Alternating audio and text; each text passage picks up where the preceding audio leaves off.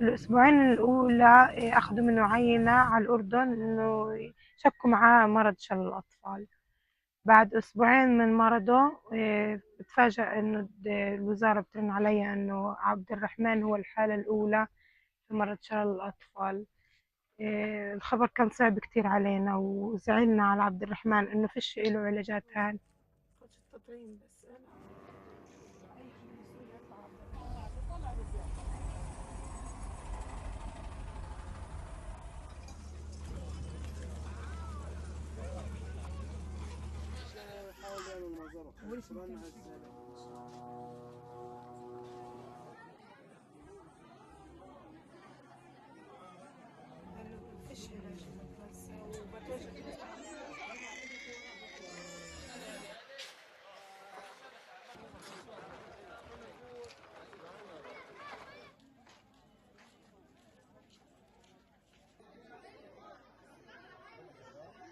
لدي 3 أطفال، كلهم تحت عمر كلهم أقل من 10 سنوات.